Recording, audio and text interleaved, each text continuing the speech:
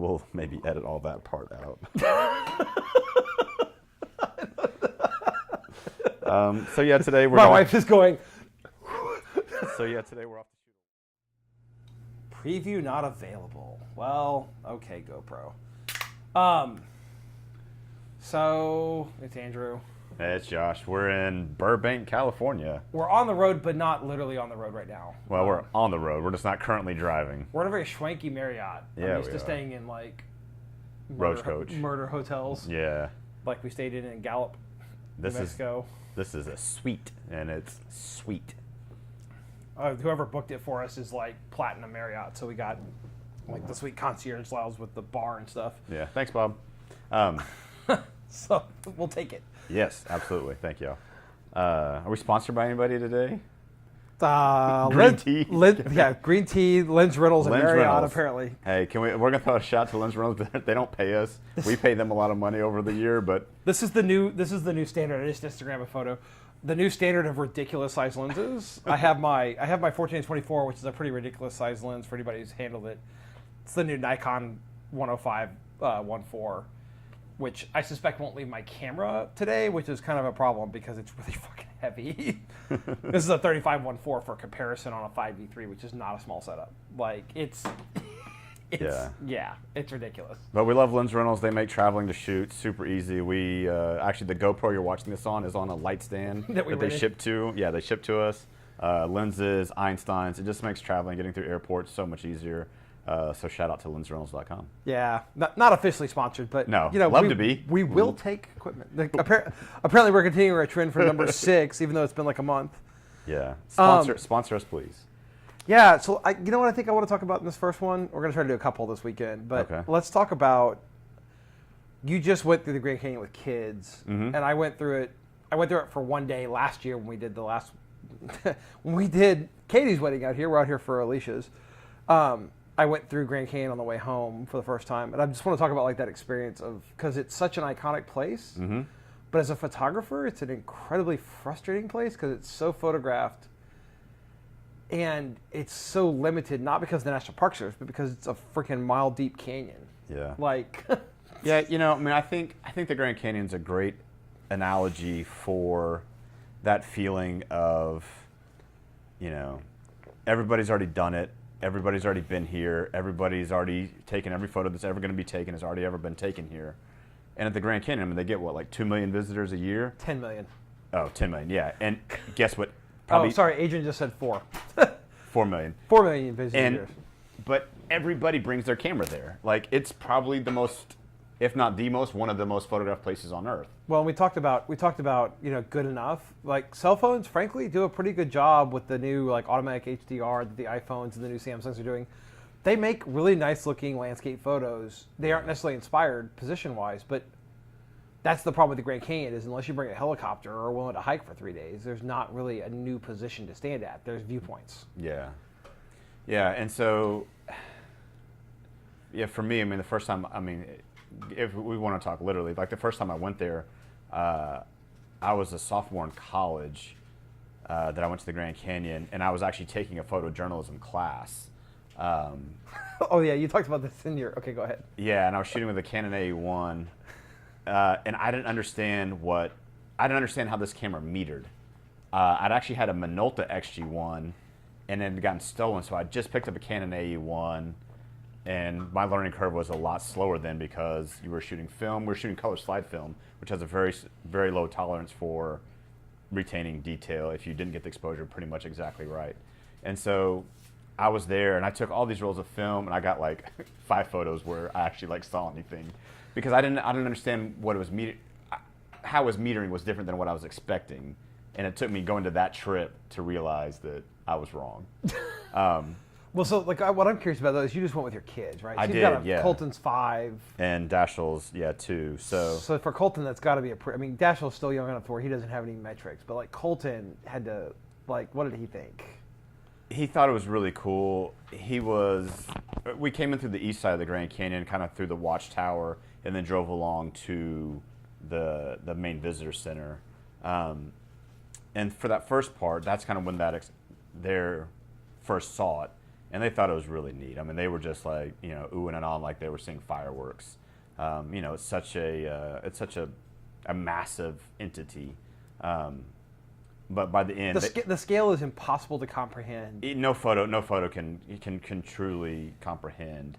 I had a cultural anthropology teacher, and the phrase that I remember is, the map is never the place, right? Because if the map were big enough to show the place in true detail, it would be the place. And that's one of the things of like going somewhere and seeing it. Like, until you've been to the Grand Canyon or something, massive like that, the photos give you a sense, but they don't give you they don't give you the true. They don't give you that feeling. The true feeling. So the interesting thing for me was, like, I've watched the Ken Burns National Parks, and I've watched other things about Grand Canyon that are super well shot on the best cameras in the world, with unlimited access essentially. And so that actually complements. We talked about this in the road trip when we talked about road tripping, right? Like,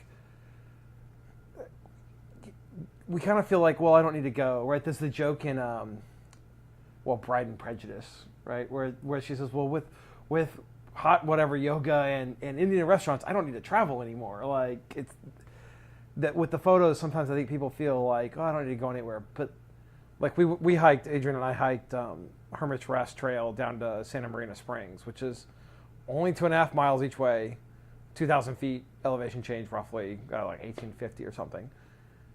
And you don't really, I didn't really understand the scale. I mean, I understood the scale intellectually. But as you hike down and everything you're seeing below that looked huge and grand from the top starts looking even bigger, and it just gets bigger and bigger and bigger as you go down. Like the little tiny canyon that you think, well, that's a stream canyon. No, if that was by itself, if you took this side canyon out and you put it anywhere else in the world, it would be a tourist attraction. Yeah. Not the entire side canyon. Like the fourth plateau down would be a tourist attraction. Like we saw, there's a pour off in the Hermit's Rest. You walk down.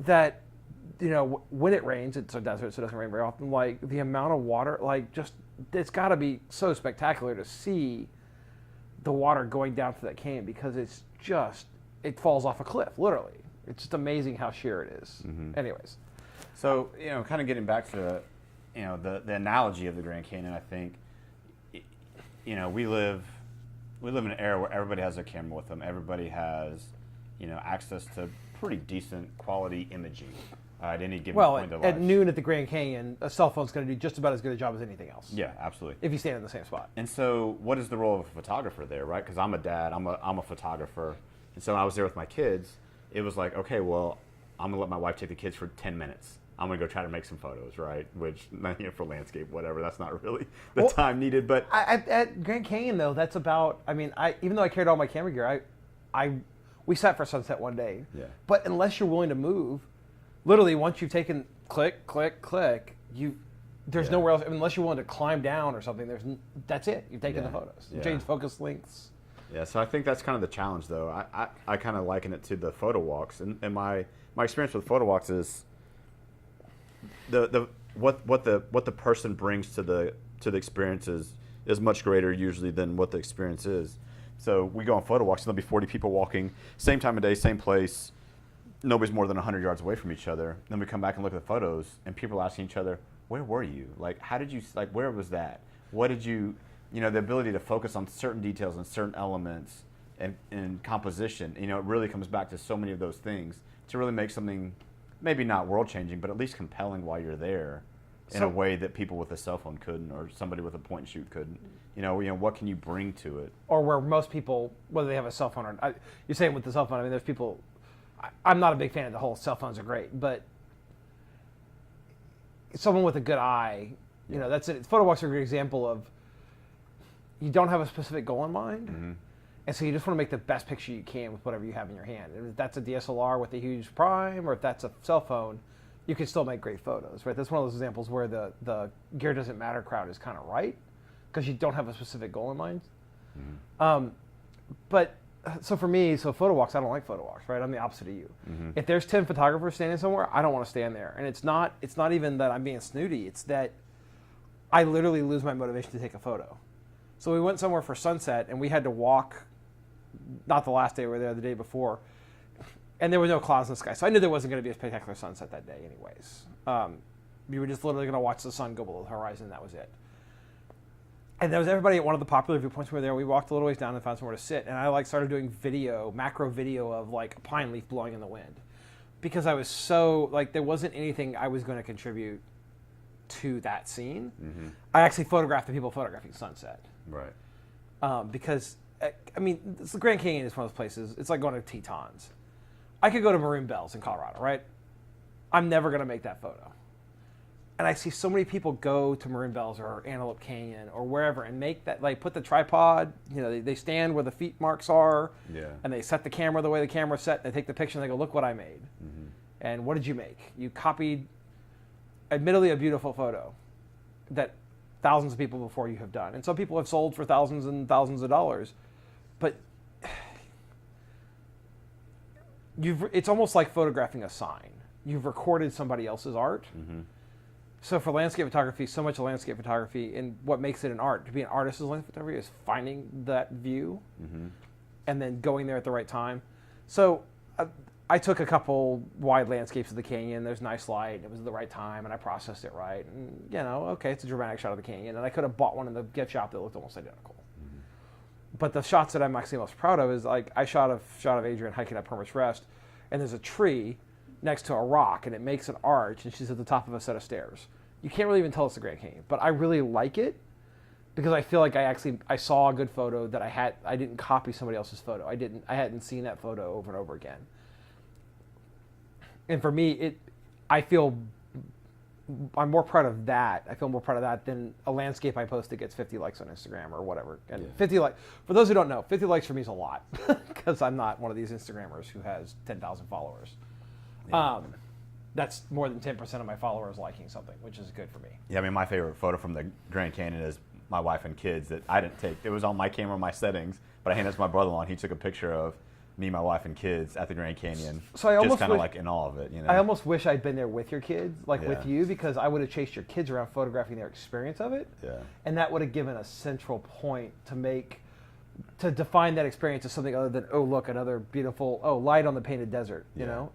It's beautiful. Yeah, Colton really wanted to hike it, and we were kind of like, we had a mother-in-law, and like he was like, "Let's go, Dad," and like I really wish that, we just didn't have the time and logistics to go hike, but he was ready to go, like, let's go, like he was ready to go hike and explore, and we did, and by the end, he was wiped out. Didn't, your mother-in-law is not going to hike down Hermit or Bright Angel or anything.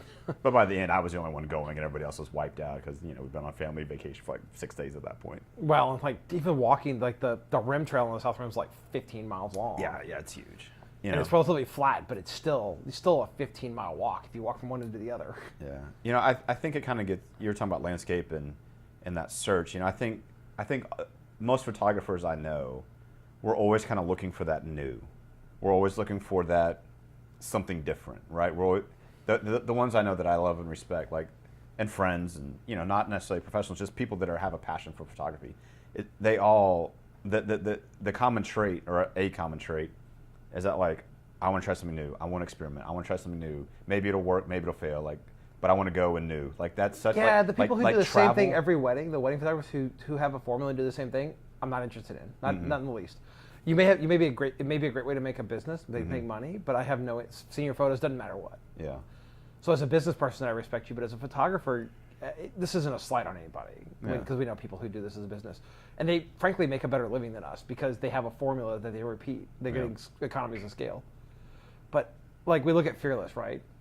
And Fearless is the people who win consistently are spectacular photographers. That's the first thing, but for wedding photography, it's almost like landscape photography. You have an event that's been photographed probably billions of times. Not that wedding, but weddings, right? Like how many weddings? Millions at least. Austin is 35,000 a year. Right. I mean, there's 300 million Americans. So if you figure every one of them got married and had a photographer, 150 million weddings. Yep. One generation. So we're doing something. It's almost like going to the Grand Canyon. It's the same thing every time. And what's interesting about Fearless, for example, is that it's hard for me to know how many of those are created and how many of those are truly just a photographer who was really on their toes, anticipated perfectly, had the camera set perfectly, and had the skill to grab the shot in the quarter second it took to happen. Yeah. It doesn't really matter whether it was anticipated or created. Like, I'm okay with either. Luck favors the prepared, right? Right. And sometimes you're lucky, you see something happen, and you go, I know this is going to be weird, but I want you to drop that again. You know, I want you to recreate that accident. Yeah. Just trust me. So that's why like Fearless is such a thing for me. When I see wedding photos that are interesting as photos, so many wedding photos aren't interesting as photos. No, I agree. They're pretty and the couple loves them, and that's great because that's fundamentally our goal, right? Yeah. Is to make photos. But it's that extra 5% that you can add where it's like that one photo at a wedding and you're like, how did... If I can make one photo that's an interesting photo at a wedding, I'm doing pretty good. Yeah, that's not an interesting wedding photo, but it's an interesting photo. That it would stand on its own. If you didn't know the couple, if you weren't part of it and you saw it and you still appreciated it. It doesn't even have to be in a wedding context. It's just a great photo. Yeah. But, you know, a lot of those come down to the same composition, like layers, you know, elements, light and dark, chiaroscuro. Like, they all come down to so many fundamentals, but they're combining them in interesting ways. Well, like Grand Canyon, right? So you think of compare Grand Canyon to a wedding, right? If I go to the viewpoint, well, during the ceremony, we do the equivalent of viewpoint photography a lot of times. We stand in the back because we have to cover, we have to get certain coverage photos that are just required as a part of doing the job we've been contracted to do, which is why having a second is really important for us because it frees up whichever one of us is. So Josh and I, when we shoot weddings, I don't know if you do this, but I do it consciously. If he's moving, I'm not. Because if the ceremony suddenly comes to you may kiss the bride, we got to get that shot. And we've been to ceremonies where we didn't realize it was coming because the ceremony was way shorter than we were told it was going to be, or was a ceremony that for some reason had a weird structure, or hell, we've had ceremonies where they just kissed because they wanted to kiss suddenly in the middle of the ceremony. Like, and those are moments we don't want to miss. So like I've developed this routine of one of us is always in a safe place. Yeah. In other words, one of us is always in the ability to shoot. So if you're in that safe place, you're never going to get at the Grand Canyon, right? So where are the good photos of the Grand Canyon? I'm not saying go climb out on a cliff, but when you're hiking down in one of those canyons, you got to be paying attention for that position, and that might be in the middle of a switchback, or it might be wherever.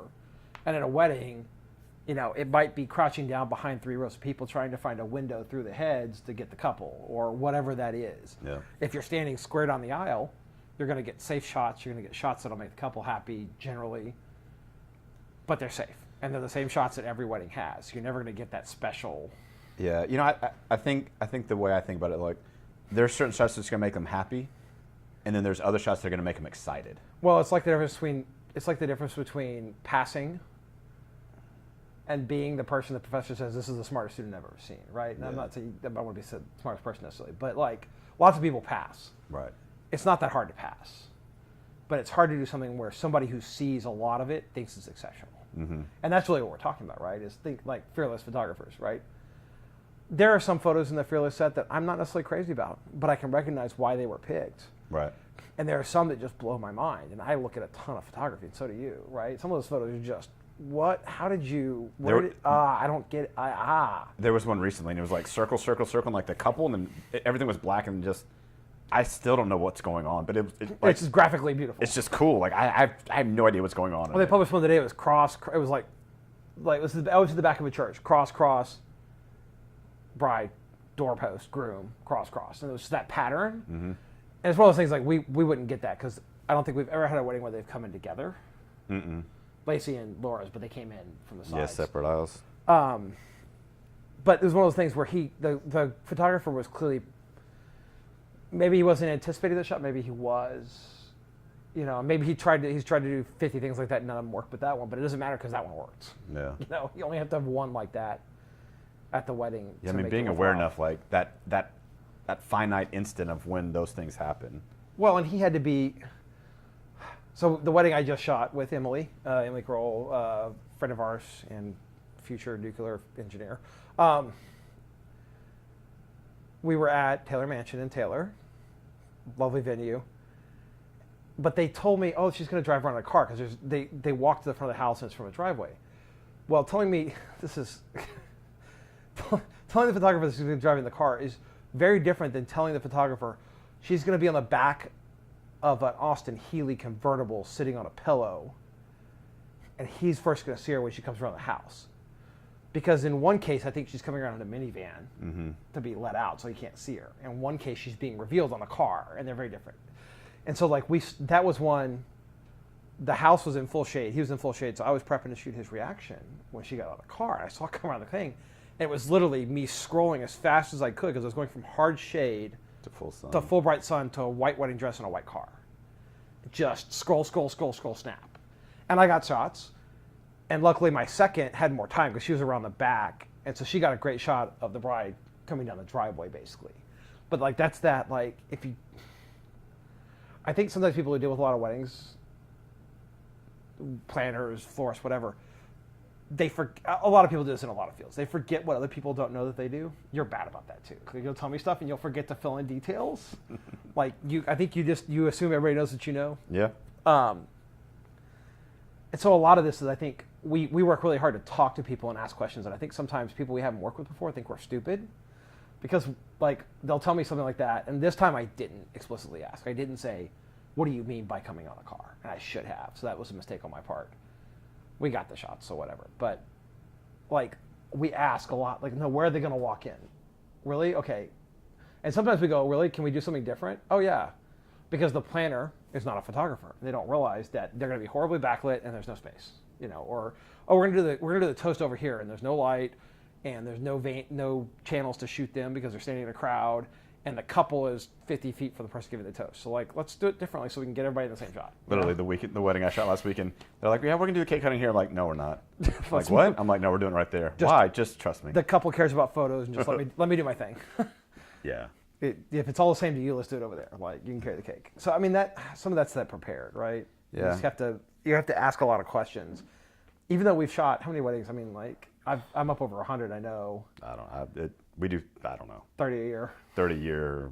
Yeah. Yeah. I don't know. But I think that weddings, right, Grand Canyon, just even general photography, that quest for the unseen, that quest for a surprise, the quest for something different.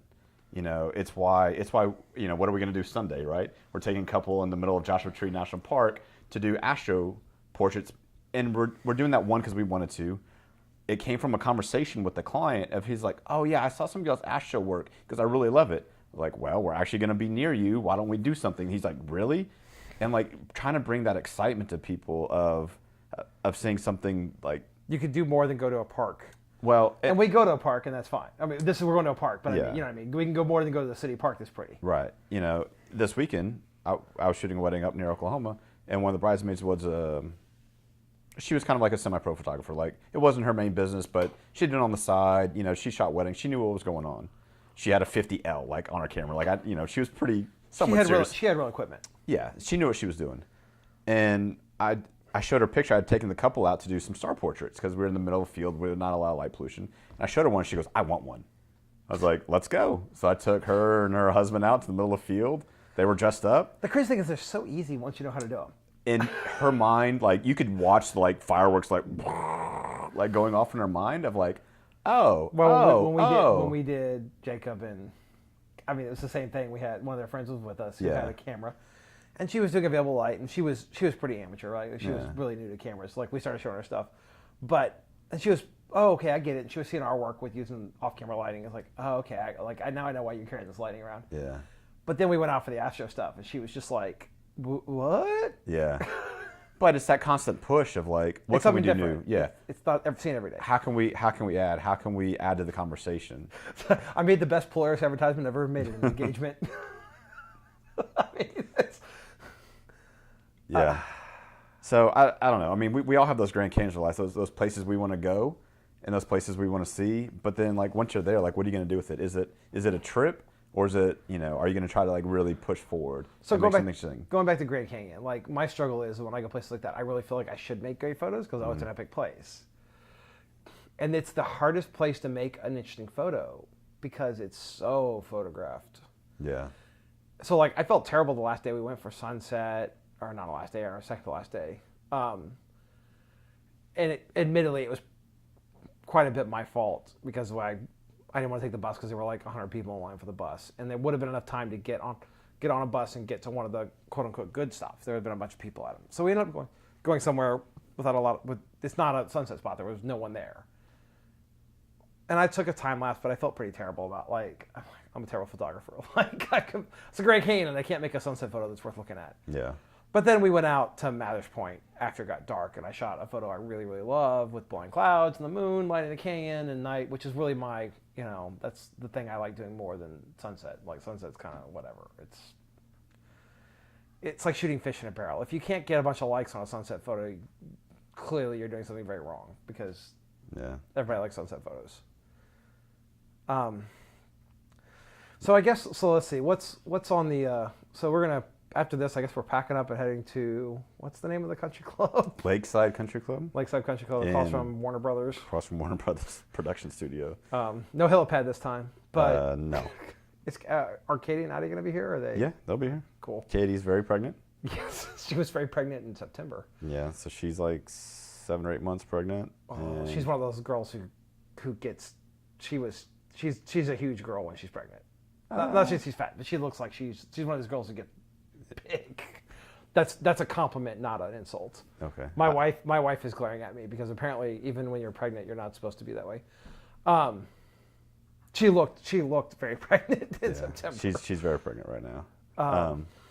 Although in Spanish, my favorite term, the word for embarrassed and the word for pregnant is like an accent off. I love it. Yeah, this is very Catholic. It's a difference between an S and a Z. Anyway, it's funny if you think about it. Well, you get embarrassed first before you get pregnant, I guess. I guess so. We'll maybe edit all that part out. So yeah, today my wife is going. So yeah, today we're off to shoot a wedding. Maybe we'll share some photos when this comes up.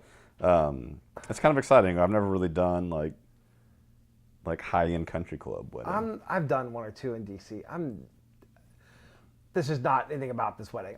Country clubs are not exciting to me. This one may be exciting as venues. Yeah, I understand. But well, I mean, I don't know if we're going to be outside or inside. Like, yeah, we should have asked that. Yeah, I mean, honestly, it's not going to make any difference in our pre-planning, right? No. Like, we show up and we deal with whatever's there. Because we could be outside and then they could decide they're going to have it inside spontaneously. So, But maybe we'll see. Maybe we'll have a famous celebrity guest. I don't know. We'll see what happens. We'll see if there's any photo bombing. Tom Hanks, please don't crash our wedding because I don't want a plane to crash. But I will take Tom Hanks. Yeah, no Sully, but like any other Tom Hanks character. Or Apollo 13, or Wilson, or like Never Travel with Tom Hanks. Yeah, I guess so. You've seen that meme. Like, never ever travel with Tom Hanks. I haven't seen that, but like, I'm assuming he gets on a plane by himself at this point. Like, no one gets on with him. Everyone sees him get on a plane, they're like, no, we're good. We're good. No, go ahead. We'll go get ahead. the next one. Go ahead. Because the boat will crash or the spacecraft will explode or... There's one coming in like 12 hours. We're good. You go ahead. So yeah, what are we going to talk about next? You want to tease what we're going to talk about next time? Well, at some point I want to talk about, in general, like pricing and price expectation, which I know is a touchy subject. Yeah. But there's been some stuff in the news that it's a topic that needs to be talked about. And I think it's a topic in general, not just for photographers. Like, it's one of those things like we all have price expectations. And some people handle them really well when they find out that their price expectations are unrealistic, and other people don't. Mm-hmm. So I just want to talk about why prices are what they are for different things. Like I don't want to. It's not going to be like the lecture on pricing. It's going to be It won't be how to price. It's about like what pricing represents. No, like I want to talk about like a lot of times we feel like we're pretty expensive. We're near the top of the market in Austin, mid-high. But like we work hard, and neither one of us is driving a new car, right? Like we're not like I'm not buying $1 million house, right. You know. So I want to. I mean, it's one of those like I think the idea of like value versus what you pay versus what you should expect to pay. Mm-hmm. I want to talk about that some. I don't want to talk about it now because we'll spend the next hour talking about it. All right, cool. Well, this has been Josh and Andrew. We're on the road in a hotel. In a hotel.